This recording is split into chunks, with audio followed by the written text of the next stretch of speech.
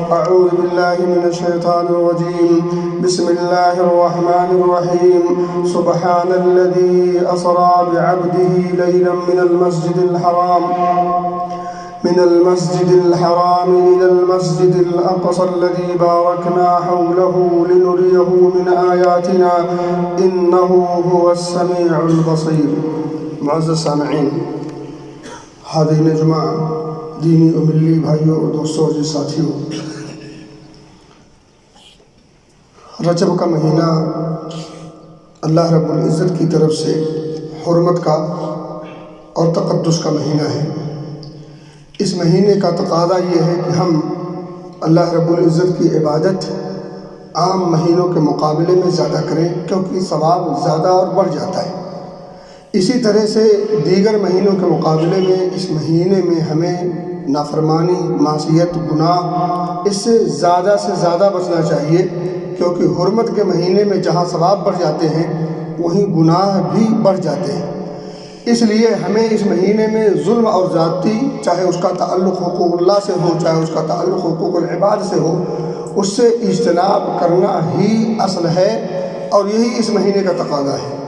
مگر افسوس یہ کہ اس مہینے میں جہاں بہت ساری بدعات و خرافات نے جنم لے لیا اور جڑ پکڑ لیا، انہی بدعات و خرافات میں سے ایک بدعت اور خرافات اور رسم و رواج ہے نبی اکرم صلی اللہ علیہ وسلم کے ساتھ جو اسراء اور معراج کا واقعہ ہوا تھا معجزاتی طور پر۔ اس کے تعلق سے، اس کی بنیاد پر 27 رجب کو ہمارے ماحول میں، سماج میں، معاشرے میں بہت سارے مسلمان بھائی جانے انجانے میں یا جذبات میں آ کر کے، محبت میں آ کر کے، یا اسی طرح سے اجر و ثواب کی امید کو سامنے رکھتے ہوئے ایک جشن مناتے ہیں جس کو اسراء اور معراج کا جشن کہا جاتا ہے۔ میرے بھائی، میرے دوست، یہ نبی اکرم صلی اللہ علیہ وسلم کی سنت سے ثابت نہیں ہے۔ نبی اکرم صلی اللہ علیہ وسلم کو معراج کب کرائی گئی، اس کی نہ تاریخ متعین ہے، نہ مہینہ متعین ہے، نہ سن متعین ہے۔ آپ یقین کریں، حافظ حجر رحمۃ اللہ علیہ، انہوں نے 10 سے زیادہ قول نقل کیا ہے کہ یہ کس مہینے میں، کس تاریخ میں اور کس سن میں یہ واقعہ اور یہ اسراء اور معراج کا معجزہ رونما ہوا تھا۔ تاریخ متعین نہیں، مہینہ متعین نہیں، سن تک متعین نہیں۔ پھر آخر اگر یہ اسراء اور معراج کا جشن منایا بھی جاتا تو ظاہر سی بات ہے تاریخ بھی متعین ہوتی، مہینہ بھی متعین ہوتا، سال بھی متعین ہوتا، تب جا کر کے اس کا کچھ جشن کے تعلق سے کوئی بات ثابت ہوتی اور کی جاتی۔ جیسے ہمارے سامنے عید الاضحیٰ ہے، عید الفطر ہے، رمضان کا مہینہ ہے، اسی طرح سے اور دیگر عبادات ہیں، دیگر چیزیں ہیں، ان تمام کے تمام چیزوں کے سب کچھ متعین ہیں، احکام بھی ہیں، مسائل بھی ہیں، ساری چیزیں ہیں۔ لیکن کیا وجہ ہے کہ اس مہینے میں جو رونما ہوتی ہے جشن کے نام پر، اور اسی طرح سے خوشی کے نام پر دن میں روزے رکھے جاتے ہیں، رات میں عبادت کی جاتی ہے، اور پھر باقاعدہ اس کے لیے جشن ہوتے ہیں، جلوس ہوتے ہیں، لوگ باقاعدہ اس کے لیے اپنے آپ کو تیار کرتے ہیں، اور بہت ساری چیزیں ہوتی ہیں، آخر ان تمام چیزوں کے لیے ثبوت قرآن و سنت میں کیوں نہیں ہے؟ تو اگر نہیں ہے تو یہی اس بات کی علامت ہے، یہی اس بات کی دلیل ہے کہ اس کا تعلق شریعت سے نہیں ہے، اس کا تعلق ہمارے اسلام سے نہیں ہے۔ میرے بھائی، میرے دوست، یہ بات ذہن میں رکھیں۔ ہاں، ایک دو بات جان لیں۔ پہلی بات تو یہ ہے کہ نبی اکرم صلی اللہ علیہ وسلم کو اسراء بھی کرائی گئی اور معراج بھی کرائی گئی۔ اسراء الگ چیز ہے، معراج الگ چیز ہے۔ بیت اللہ الحرام سے بیت المقدس تک کے سفر کو اسراء کہتے ہیں، اور پھر وہیں سے نبی اکرم صلی اللہ علیہ وسلم کو باقاعدہ حضرت جبریل علیہ السلام کی معیت میں، ان کی رفاقت میں، ان کے ساتھ اللہ رب العزت نے پہلے آسمان سے ہوتے ہوئے 7ویں آسمان اور اس کے اوپر سدرۃ المنتہا تک کے سفر کو معراج کہتے ہیں۔ نبی اکرم صلی اللہ علیہ وسلم کو اسراء اور معراج کرائی گئی، یہ حقیقی واقعہ ہے، یہ خواب نہیں ہے۔ بعض لوگ سمجھتے ہیں کہ یہ خواب میں کرایا گیا، آپ کے جسمانی طور پر نہیں کرایا گیا، نہیں، یہ روحانی سفر نہیں ہے، یہ جسمانی سفر ہے، اور یہ خواب نہیں بلکہ یہ حقیقت ہے۔ اللہ کے رسول صلی اللہ علیہ وسلم کو باقاعدہ طور پر اسراء بھی کرائی گئی، جسمانی طور پر، حقیقی طور پر۔ اسی طرح سے آپ صلی اللہ علیہ وسلم کو معراج بھی کرائی گئی، جسمانی طور پر اور حقیقی سفر پر۔ یہ خواب نہیں تھا، اگر خواب ہوتا تو اس میں کون سا کمال ہوتا؟ کمال تو یہ ہے کہ حقیقت میں راتوں رات میں سفر کرنا اور پھر باقاعدہ معراج بھی کر لینا اور جنت و جہنم کی سیر بھی کر لینا، انبیاء سے ملاقات بھی کر لینا اور انبیاء کی باقاعدہ آ کر کے بیت المقدس میں جماعت بھی کروا لینا، امامت کے عہدے پر اور منصب پر فائز بھی ہو جانا، یہ سب کچھ اگر حقیقت میں نہ ہوتا، صرف خواب میں ہوتا تو اس میں کوئی نہ کمال تھا نہ کوئی شان تھی۔ کمال اور شان یہ ہوگا اسی وقت جب یہ حقیقت کے روپ میں ہو اور چند گھڑیوں میں ہو، رات کے کچھ حصے میں ہو۔ لیلا من المسجد الحرام الى المسجد الاقصی، رات کا کچھ حصہ تھا، پوری رات نہیں تھی، اور اگر پوری رات بھی ہوتی تب بھی یہ کمال ہے۔ راتوں رات کا سفر نہیں ہے، یہ معمولی بات نہیں ہے۔ اور باقاعدہ آپ نے سفر، جو دوران سفر آپ جب مکہ سے نکلے ہیں بیت اللہ الحرام سے بیت المقدس پہنچے ہیں، اس بیچ میں بھی آپ نے بہت ساری چیزیں دیکھی ہیں اور باقاعدہ آ کر کے آپ نے ان تمام چیزوں کی وضاحت کی ہے۔ مشرکین مکہ نے ماننے سے انکار کیا تو پھر باقاعدہ آپ نے ان تمام چیزوں کو کھول کھول کے بیان کیا۔ بہرحال پہلی چیز یہ ہے کہ نبی اکرم صلی اللہ علیہ وسلم کو اسراء اور معراج جسمانی طور پر کرائی گئی اور حقیقی طور پر کرائی گئی، روحانی اور خواب نہیں تھا۔ دوسری بات معلوم ہوتی ہے کہ نبی اکرم صلی اللہ علیہ وسلم کی عظمت شان، اور ان تمام میں سب سے بڑی اور اہم بات جو کھل کے سامنے آتی ہے وہ یہ کہ اللہ رب العزت بڑی عظیم ذات ہے، ہر چیز پر وہ قادر ہے، اس کی عظمت، اس کی قدرت اور اس کے کمال، ان تمام چیزوں کا بخوبی مظاہرہ ہوتا ہے۔ اور اللہ رب العزت نے جہاں اپنی عظمت اور ایک کمال کا جو مظاہرہ کیا ہے، وہیں ساتھ ہی ساتھ نبی اکرم صلی اللہ علیہ وسلم کی شان کا بھی مظاہرہ کیا، اور ساتھ ہی ساتھ اللہ رب العزت نے نبی اکرم صلی اللہ علیہ وسلم کو تسکین اور تسلی کا سامان بھی فراہم کیا۔ اللہ رب العزت نے باقاعدہ طور پر آپ کو بلایا اور سدرۃ المنتہا تک آپ کی پہنچ، یہی ایک بات جان لیں، سدرۃ المنتہا وہ جگہ ہے، اوپر کے پیغامات سدرۃ المنتہا تک آتے ہیں، پھر یہاں سے وہ پیغامات دنیا میں آتے ہیں۔ دنیا کی چیزیں جب جاتی ہیں تو سدرۃ المنتہا تک جاتی ہیں، سدرۃ المنتہا سے آگے کسی کی پہنچ نہیں۔ حضرت جبریل امی کی پہنچ بھی سدرۃ المنتہا تک ہے، نبی اکرم صلی اللہ علیہ وسلم کی پہنچ بھی سدرۃ المنتہا تک تھی۔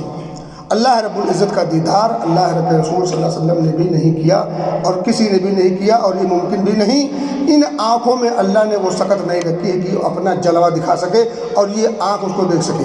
تو اللہ رب العزت نے اپنے جلوے کی جو شان رکھی ہے وہ، اور ساتھ ہی ساتھ اس کا ایک خاص مقام ہے کہ اہل جنت میں اللہ رب العزت کا دیدار کریں گے۔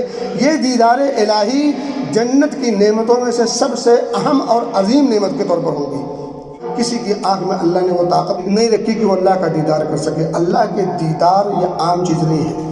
اللہ نے صرف تجلی فرمائی تھی پہاڑ پر، کوہ طور پر تجلی فرمائی تھی، اور کوہ طور بالکل چورا چورا ہو گیا، اور پھر اس کو دیکھ کر کے حضرت موسیٰ علیہ السلام بے ہوش ہو گئے۔ اللہ رب العزت کی تجلی کا یہ عالم، اس کی ایک جھلک ہے یہ، لیکن اللہ رب العزت جنت میں جو ہمیں آگے دے گا اس کی بنیاد پر اللہ رب العزت کا دیدار جنت میں اہل جنت کے لیے اس سے زیادہ عظیم نعمت کوئی اور نہیں ہوگی۔ تو میں کہتا کہ اللہ کے رسول صلی اللہ علیہ وسلم کو اسراء اور معراج کرائی گئی، سدرۃ المنتہا تک لے جایا گیا، جنت و جہنم کی سیر بھی کرائی گئی، جہنمیوں کو بھی دکھایا گیا اور جنت کی نعمتیں بھی دکھائی گئیں، اور بہت سارے ایسے اعمال کو بھی بتایا گیا جن اعمال کی وجہ سے انسان جہنم میں جا سکتا ہے۔ اس میں سے سود خوری بھی ہے، نماز سے بے توجہی بھی ہے، غیبت اور چغل خوری بھی ہے۔ یہ سب کچھ دکھایا گیا اور ان کے برے انجام کو وہاں سامنے رکھا گیا۔ تو میرے بھائی، اللہ کے رسول صلی اللہ علیہ وسلم کو معراج کرائی گئی، سدرۃ المنتہا تک پہنچایا گیا، اور پھر وہیں سے واپسی ہوئی، اور پھر دیگر تمام انبیاء سے ملاقات بھی ہوئی اور انبیاء سے باقاعدہ گفت و شنید بھی ہوئی، اور پھر آپ کو پتہ ہے کہ وہیں حضرت موسیٰ سے ملاقات ہوئی تھی۔ حضرت موسیٰ علیہ السلام کے پاس آپ صلی اللہ علیہ وسلم جب آئے واپس، تو حضرت موسیٰ نے پوچھا تھا کہ اللہ کے رسول صلی اللہ علیہ وسلم، آپ کو اللہ نے، آپ کی امت کو اللہ نے کیا گفٹ دیا ہے؟ جشن اور جلوس نکالنے والوں کی اکثریت اس تحفے سے نابلد ہے۔ جشن جلوس منانے کا اگر شوق ہے تو اس شوق کو تھوڑا سا پیچھے رکھ دے. تھوڑا سا حضرت موسیٰ علیہ السلام اور نبی اکرم صلی اللہ علیہ وسلم کے درمیان جو گفتگو ہوئی ہے، اور پھر اس موقع پر حضرت موسیٰ علیہ السلام کے پوچھے جانے پر نبی اکرم صلی اللہ علیہ وسلم نے اللہ کی طرف سے ہم امت محمدیہ کو جو خصوصی گفٹ دیا ہے، اس گفٹ پر تھوڑا سا سوچ لیں. اور جس دن اس گفٹ پر سوچنے کی فکر ہو جائے گی، توفیق مل جائے گی، آپ کو جشن کسے کہتے ہیں بھول جائیں گے. اور ہمیں پیدا کیوں کیا گیا؟ عبادت کے لیے. عبادت کے لیے پیدا کی جانے والی مخلوق یہ امت محمدیہ. اور پھر عبادات میں سب سے اہم عبادت نماز. ارحنا بہا یا بلال، بلال ہمیں آرام پہنچاؤ. کس چیز سے؟ کس چیز سے آرام پہنچتا ہے؟ نماز سے. نماز سکون کا ذریعہ ہے. قلبی سکون بھی میسر ہوتا ہے، ذہنی سکون بھی میسر ہوتا ہے. جشن مناؤ، نماز کا جشن مناؤ. ہر اذان کے وقت جشن مناؤ. وضو کر کے سیدھے مستی ساتھ جھومتے ہوئے مسجد آؤ. کون منع کرتا؟ دن میں 5 بار جشن مناؤ، تاکہ پتہ لگے کہ واقعی اسراء اور معراج سے ہم نے اور آپ نے درس لیا. اسراء اور معراج کا یہ درس ہے کہ دن میں دن رات ملا کر کے 5 مرتبہ اس کو یاد کیا جائے.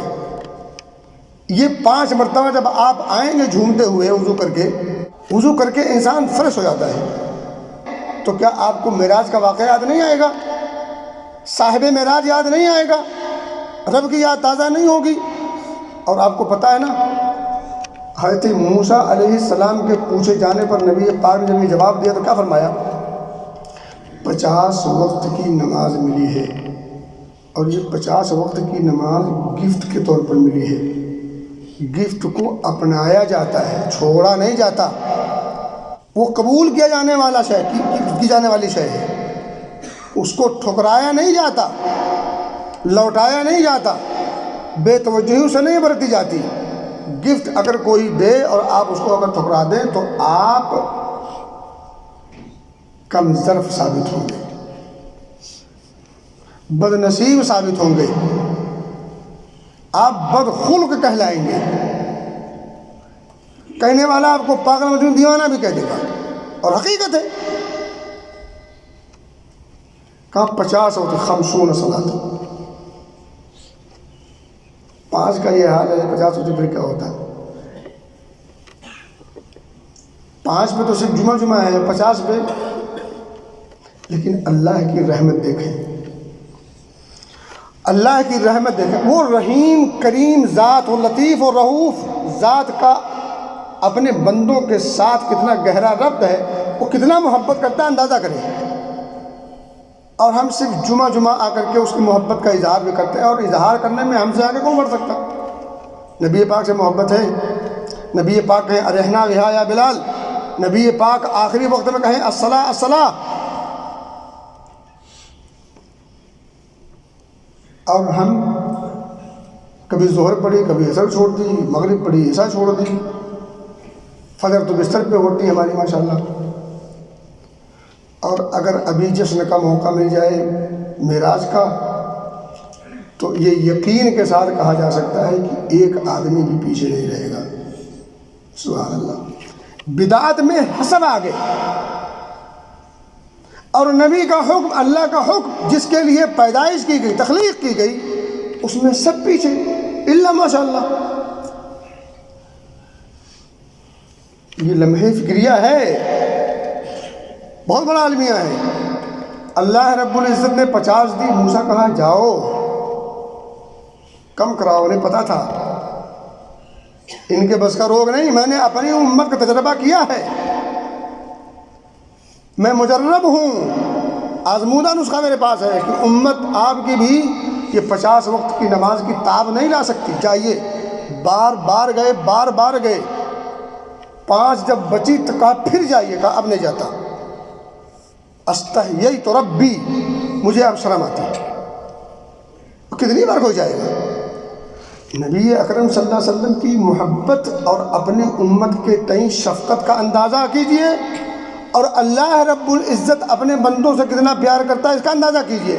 اس کا اندازہ کون کرے گا؟ کب کریں گے ہم؟ اللہ کی محبت ہمارے تئیں کیسا جھلک رہی ہے، نبی اکرم صلی اللہ علیہ وسلم کی شفقت ہمارے تئیں کیسے جھلک رہی ہے، لیکن ہم ان شفقت و محبت کا کیا جواب دے رہے ہیں؟ ہم نے اس کے مقابلے میں کیا پیش کیا؟ کچھ پیش کیا؟ جمعہ کی نماز وہ بھی بے ٹائم، خطبہ شروع ہو جائے گا تب آئیں گے، خرامہ خرامہ حضرت داغ احسان کر رہے ہیں اللہ پہ، مسجد پہ احسان کر رہے ہیں، سبحان اللہ۔ اور معراج کا واقعہ جس مانا ہو تو پھر ناچنے کودنے اور ان تمام چیزوں میں ہم بہت آگے نکل گئے۔ ظاہر پرستی چھوڑیے، اللہ اس کے رسول کے احکام و فرامین کو سامنے رکھیے، حقیقت کی دنیا میں جینے کی ادا سیکھیے۔ اللہ نے کیا کہا؟ 5 تو کر دی ہے 50 سے، لیکن ثواب جو کا تو رہے گا۔ گویا کہ ایک نماز پڑھنا 10 نماز پڑھنے کے برابر ثواب ہے، اور ایک نماز چھوڑنا 10 نماز چھوڑنے کے ثواب کے برابر ہے۔ کیوں بھول جاتے ہیں؟ اور ایک بات یہی یاد رکھیے، حدیث کی روشنی میں، جو شخص جان بوجھ کر کے نماز چھوڑ دے، جان بوجھ کر کے نماز چھوڑ دے، فقط کفر، جان بوجھ کر نماز چھوڑ دے فقط کفر۔